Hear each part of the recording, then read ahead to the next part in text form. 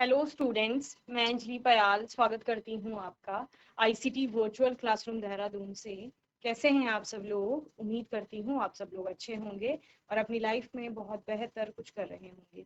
आज हम बात कर रहे हैं क्लास 12th की केमिस्ट्री की और जैसे कि आप लोग जानते हैं रिवीजन हम लोग यहाँ पर कर रहे हैं और रिवीजन में हम लोग जितने भी इंपॉर्टेंट टॉपिक्स हैं उन पर बात कर रहे हैं। आज के सेशन में कोऑर्डिनेशन कंपाउंड के नॉमेनक्लेचर पर बात करेंगे, जो कि आईयूपीएसी नॉमेनक्लेचर है यहाँ पर, उसके ऊपर हम लोग बात करेंगे, ठीक है ना। यानी उप सह संयोजी यौगिकों का नामकरण किस प्रकार से किया जाता है, आईयूपीएसी के द्वारा कौन कौन से रूल निर्धारित किए गए हैं, उस पर हम लोग बात करेंगे। ओके, चलिए।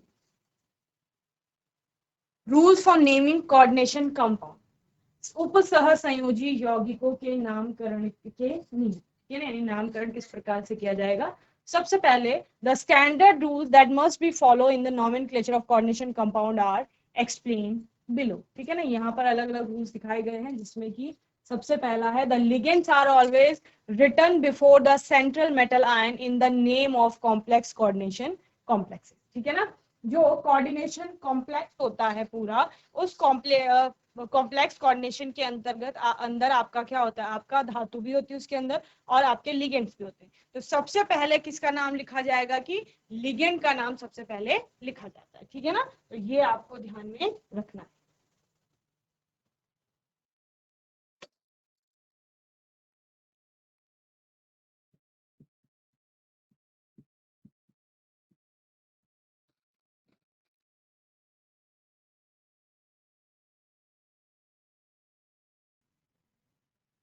के नामकरण के नियम, ठीक है?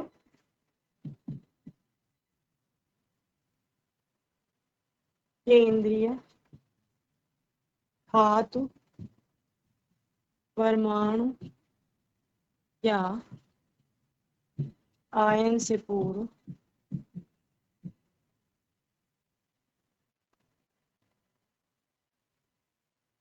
लिगेंड का नाम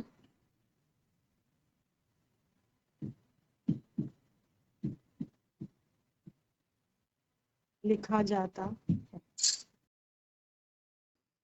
Second one is when the coordination center, the names of the ligands are which is not affected by the numerical prefixes. When the coordination center is bound to more than one ligand, the names of the ligands are written in an alphabetical order which is not affected by the numerical prefixes that must be applied to the ligands. Okay? तो यहाँ पर हो क्या रहा है बच्चे, जैसे आपने आईयूपीएसी नॉमेनक्लेचर में आप लोग बोलते थे ना, जितने भी आपके क्या आ रहे हैं, सब्स्टिट्यूएंट आ रहे हैं वहां पर, अभी आपके फंक्शनल ग्रुप आ रहे हैं, कोई भी आपका क्या आ रहा है, प्रीफिक्स आ रहा है या सफिक्स आ रहा है, उनको आप अल्फाबेटिकल ऑर्डर्स में लेकर चलते थे। तो यहाँ पर भी वही बोल रहे हैं, अगर मोर देन वन लिगेंड आपका है, लिगेंड की संख्या अगर ज्यादा है, तो उस केस में आप अल्फाबेटिकल ऑर्डर लेके चले, ठीक है। और आप देखते होंगे कि जिनको शॉर्ट फॉर्म में लिखा जाता है, ठीक है, कुछ लिगेंड्स ऐसे भी होते हैं जिनके लिए इनिशियल्स यूज किए जाते हैं, तो जिनके लिए इनिशियल्स यूज किए जा रहे हैं उनमें भी आपने क्या करना है, जो उनका पूरा नाम है उस नाम के आधार पर उसके अल्फाबेट के पहला अल्फाबेट जो होगा उसका, उसके आधार पर आप उसका नाम लिखेंगे, यानी अल्फाबेटिकल ऑर्डर आपको फॉलो करना है, ठीक है ना। चलिए, when there are many monodentate ligands present in the coordination compound, the prefixes that give insight into the number of ligands are of the type di, tri, tetra and so on, ठीक है ना। जब आपको monodentate ligand की बात कर रहे हैं, यानी कोई भी लिगेंड 2, 3, 4 की संख्या में मिल रहा है, तो सेम जैसे आप सब्स्टिट्यूएंट में करते थे कि एक से ज्यादा है तो डाई यूज करेंगे, ट्राई यूज करेंगे, टेट्रा यूज करेंगे, इसी तरह से आप यहाँ पर भी उनको यूज करेंगे। Okay, when there are many polydentate ligands attached to the central metal ion, the prefixes are of the form base, trace and so on. जब आपके पॉलीडेंटेड लिगेंड्स होंगे, बहुदंतु जिनको आप कहते हैं, वो होंगे और उनकी संख्या 2, 3, 4 इस प्रकार से होगी, तो तब आप क्या क्या यूज करते हैं, बेस हो गया, ट्रेस हो गया, टेट्रा किस हो गया, ये सब यूज करते हैं, ठीक है ना। चलिए,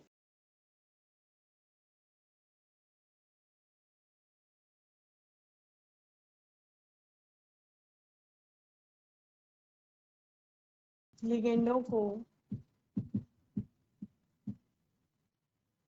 अंग्रेजी वर्णमाला के क्रम में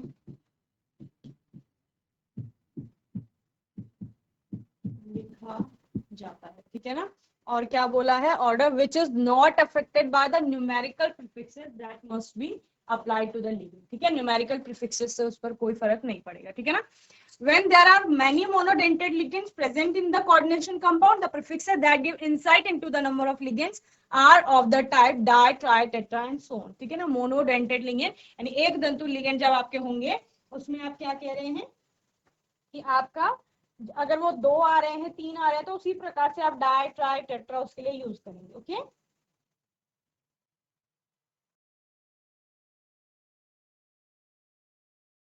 एक ही प्रकार के लिगेंड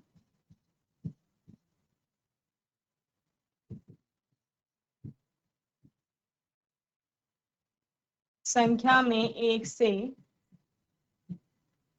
चलिए, तो एक ही प्रकार के लिगेंड संख्या में एक से अधिक हो तो आप क्या करेंगे उस केस में, वहां पर डाई ट्राई टेट्रा यूज करेंगे।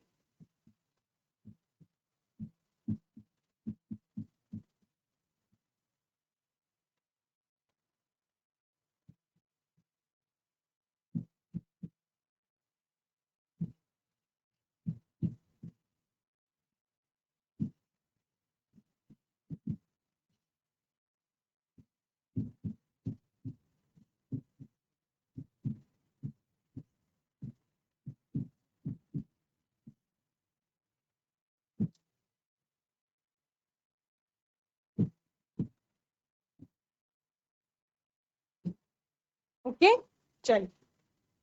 Then when there are many polydentate ligands attached to the central metal ion, the prefixes are of the form bis, tris and so on, okay।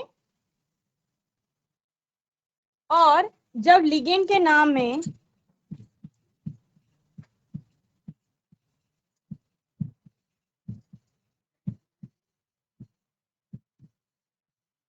पूर्व लग्न,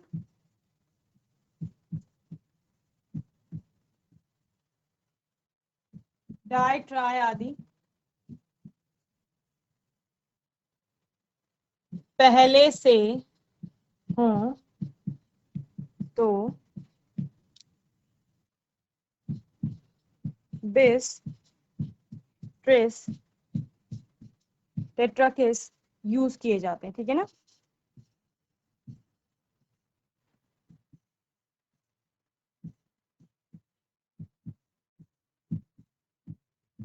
okay,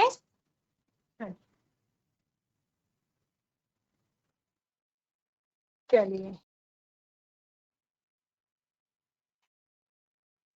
When writing the name of the central metallic atom in an ionic complex, priority is given to the Latin name of the metal if it exists, with the exception of mercury, ठीक है ना।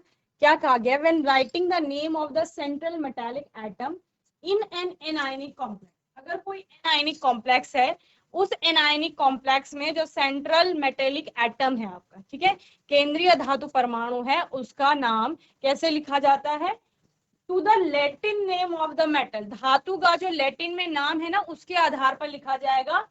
If it exist, अगर ये है तो, और exception क्या है इसका, मर्करी एक्सेप्शन है, ठीक है ना। Then the oxidation state of the central metal atom ion must be specified with the help of Roman numerals that are enclosed in a set of parenthesis, okay. क्या कहा गया है यहाँ पर कि आपका जो भी आपका सेंट्रल मेटल एटम या आयन की बात हो रही है उसकी ऑक्सीडेशन स्टेट जो है मस्ट बी स्पेसिफाइड, लिखी हुई होनी चाहिए, और कौन सी, आपका रोमन न्यूमेरल्स में वो लिखा जाता है। और if the coordination compound is accompanied by a counter ion, the cationic entity must be written before the anionic entity, ठीक है ना।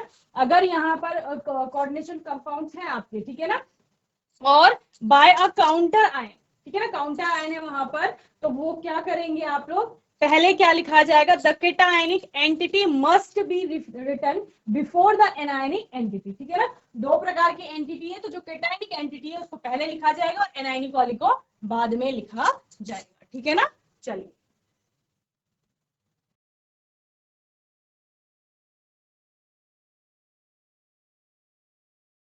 ऋणावेशित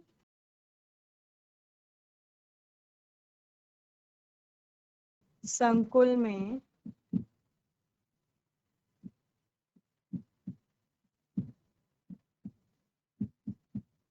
केंद्रीय धातु परमाणु आयन के लिए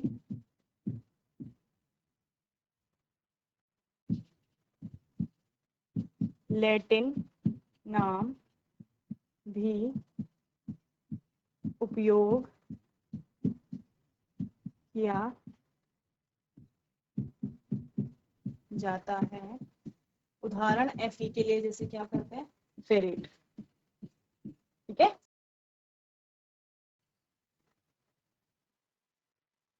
और अगर धनावेशित है आपका संकुल तो जो नाम होता है वही नाम लिखेंगे। अदर देन दिस, अगर आपका ऋणावेशित संकुल है तो वहां पर एट भी आपका यूज करते हैं, एट लगाया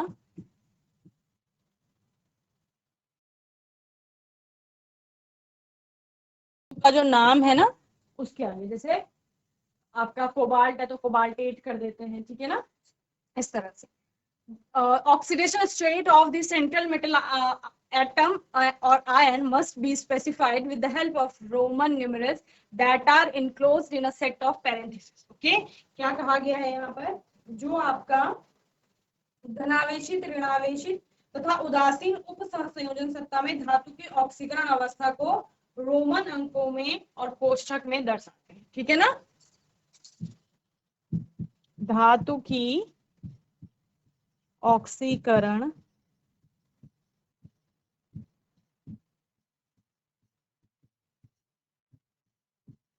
संख्या को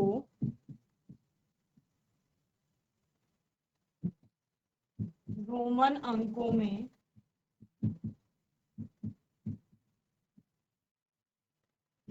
कोष्ठक में दर्शाते हैं। ठीक है, if the coordination compound is accompanied by a counter ion, the cationic entity must be written before the anionic entity. Okay,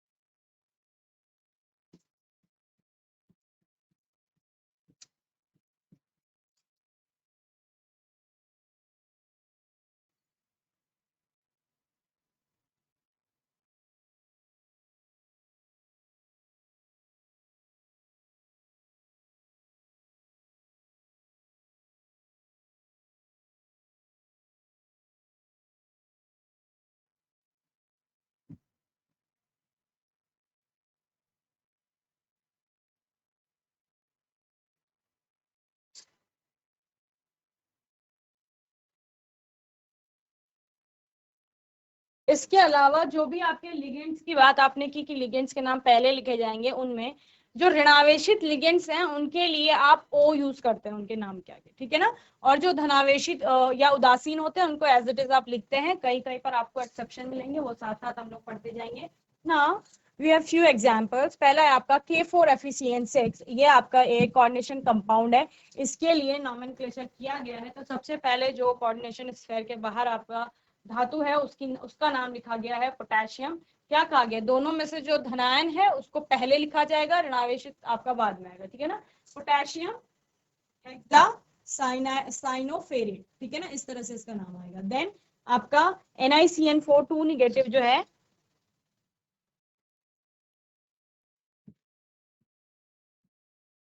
साइनोफेरेट second. ठीक है, NiCN4 2 निगेटिव, तो यहाँ पर पहले लिगेंड का नाम आएगा।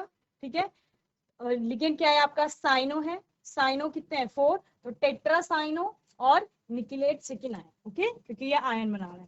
दूसरा है आपका tetra hydroxide zincate second ion और NiCO4 tetra carbonyl nickel 0, okay. तो इस तरह से आपके क्या हो जाएंगे, इन कंपाउंड्स के नेम हो जाएंगे। देन फर्स्ट ट्रांजिशन सीरीज में क्या क्या देखने को मिलती है उसकी बात हो रही है। स्कैंडियम में +2 है, +3 है, जैसे कि टाइटेनियम +2, 3, 4 तीनों दिखाता है। वेनेडियम में 2, 3, 4, 5, क्रोमियम 2, 3, 6, मैंगनीज 2, 3, 4, 7, आयन की बात करेंगे 2, 3, कोबाल्ट 2, 3, निकेल 2, 3, प्लस में कॉपर आपका +1, +2, जिंक +2, ठीक है। इस तरह से आपका ऑक्सीडेशन स्टेट दिखा रहे हैं। इसी तरह से सेकेंड ट्रांजिशन सीरीज और थर्ड ट्रांजिशन सीरीज में भी आपको ये सारी ऑक्सीडेशन स्टेट बताई गई हैं, जैसे लेंथेनम हो गया, हॉफनियम हो गया, टेंटेनम हो गया। इस तरह से आपकी सारी ट्रांजिशन सीरीज के जितने भी आपके क्या हैं यहाँ पर तत्व हैं उनके लिए ऑक्सीडेशन स्टेट बताई गई है, ठीक है। Name of positive ligand, name of neutral ligands, ठीक है ना, कुछ पॉजिटिव लिगेंड्स और कुछ न्यूट्रल लिगेंड्स। नाइट्रोसोनियम, ठीक है, जिसके लिए आप NO पॉजिटिव की बात कर रहे हैं।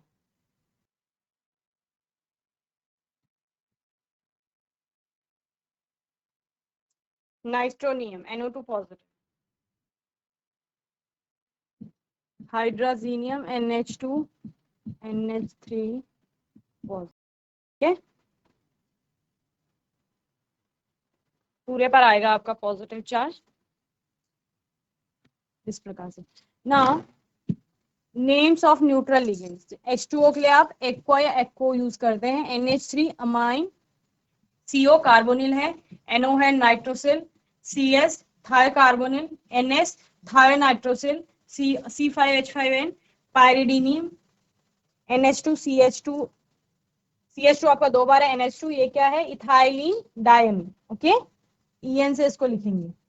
CH3NH2 मिथाइलमीन, C6H6 बेंजीन, N2 हो गया डाई नाइट्रोजन, O2 हो गया डाइऑक्सीजन, ठीक है ना। ये EN आपको ध्यान रखना है, स्मॉल में आपका लिखा जाता है E और N, जो कि क्या है इथाइलिन डायमीन आपका होता है। ये हो गया। इसके अलावा नेम ऑफ निगेटिव लिगेंड्स, ठीक है, निगेटिव लिगेंड्स के लिए जैसे H निगेटिव है हाइड्रिडो, O2 negative oxo, O2 2 negative peroxo, H2O आपका है O2H निगेटिव, ठीक है ना। तो ये क्या होगा पर hydroxo, OH negative hydroxo, O आ रहा है सबके लास्ट में, यही मैंने बताया था। जो निगेटिव लिगेंड्स होंगे उनके लास्ट में आपको O देखने को मिलेगा। F negative fluoro, Cl negative chloro, Br negative bromo, I negative iodo, CO3 2 negative carbonato, C2O4 2 negative oxalato, ठीक है। इसके अलावा एसिटेटो आता है आपका, then Cn negative cyano, SO4 2 negative sulphato, SO3 2 negative sulphito, S2 negative sulphido और thio, HSO3 negative हाइड्रोजिनो सल्फीटो, S2O3 2 negative thio sulphato, HS negative mercapto, NH2 negative amido, NH2 negative imido, NO3 negative nitrato, ONO negative nitrato, NO2 negative nitro, N3 negative nitrido, NH2CH2 CO2 negative, ये है glycinato, CH3CO CH2 CO CH2 negative acetyl acetonato, AC इसके लिए लिखा रहता है। C5H5 negative साइक्लोपेंटे डाइनाइल, okay. और N3 negative है azido, CNO cyanato, OCN negative isocyanato, SCN negative thiocyanato, NCS negative isothiocyanato, HCO3 negative hydrogen carbonato, S4O6 2 negative tetra thionato. और EDT आ गया आपका ये पूरा, ये क्या है ethylene diamine tetra acetic acid hexadentate है, ठीक है। चलिए अब कुछ कंपाउंड्स हैं यहाँ पर जिनका यहाँ पर नॉमेनक्लेचर आपका किया गया है। जैसे मैंने पहले आपको बताया था K4FeCN6 potassium hexacyanoferrate second, K3AlC2O4 whole thrice potassium trioxalato aluminate third. Okay, then ये आपका CdSCN4, SCN के लिए क्या आता है आपका थायोसाइनेटो आता है, तो ये कितने 4, तो टेट्रा थायोसाइनेटो और कैडमेट सेकेंड आयन, ठीक है ना, आयन बना रहा है आपका K4FeCN5N। ओके, तो सबसे पहले पोटेशियम लिख लेंगे, उसके बाद उसके अंदर जो भी लिगेंड्स है, लिगेंड्स के नाम आपके पहले आएंगे, सेंट्रल मेटल आयन का जो नाम है या जो सेंट्रल मेटल एटम है उसका नाम बाद में आएगा। तो सी, और यहाँ पर एन से पहले क्या आता है, सी आता है, तो साइनो वाला पहले लिखते हैं। 5 है आपके साइनो ग्रुप, 5 पेंटा साइनो, ठीक है, ओ नाइट्रो, ठीक है, cyano nitrosyl ferret second, FeC2H5 2 C5H5 का होल ट्वाइस। तो इसका मतलब क्या है, जो आपने लास्ट देखा था साइक्लोपेंटा डाइनाइल। ओके, तो बेस यानी 2 है साइक्लोपेंटा डाइनाइल आयन सेकेंड। ये आपका Na3AgH2O3 whole twice, sodium bis thio sulphato argentate first. Okay, CrC6H6 whole twice, तो ये बेंजीन है आपका, bis benzene chromium 0। Okay, CuCl2 CH3NH2 whole twice, तो ये आपका क्या है डाइक्लोरो, ओके, मिथाइलमाइन बिस मिथाइलमाइन कॉपर 6। चलिए इनको नोट करेंगे जल्दी से। चलिए नेक्स्ट क्वेश्चन किस तरह से आता है, write formulas of the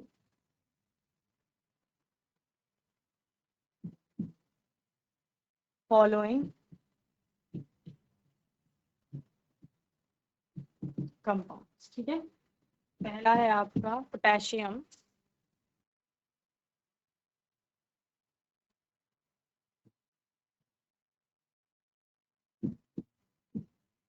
potassium tetra hydroxido zincate second. ठीक है, ये क्या है, कंपाउंड का नाम है आपका। इस कंपाउंड के नाम से आपको क्या बनाना है, फॉर्मूला बनाना है। ठीक है, पोटेशियम है आपका, ये बाहर होगा, स्फेयर के अंदर क्या क्या, टेट्रा हाइड्रोक्सिडो, हाइड्रोक्साइडो भी आप इसको बोल सकते हैं, हाइड्रोक्साइड है आपका, और कितने हैं हाइड्रोक्साइड के 4 है। ठीक है, और क्या है जिंकेट यानी जिंक होगा, सेकेंड यानी K2। ठीक है, तो ये आपका इसका फॉर्मूला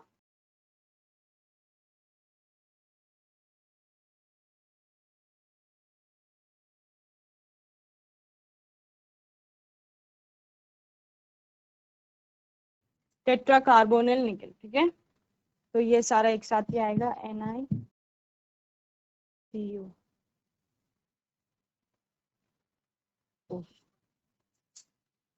ठीक है,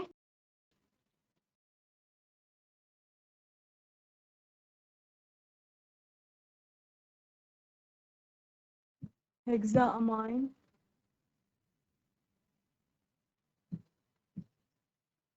कोबाल्ट थर्ड, ठीक है, हेक्सामाइन कोबाल्ट थर्ड एक साथ है, क्लोराइड इसका बाहर होगा। ठीक, तो स्फेयर के अंदर आएगा कोबाल्ट, हेक्सामाइन का मतलब NH3 6 और Cl3। ठीक है,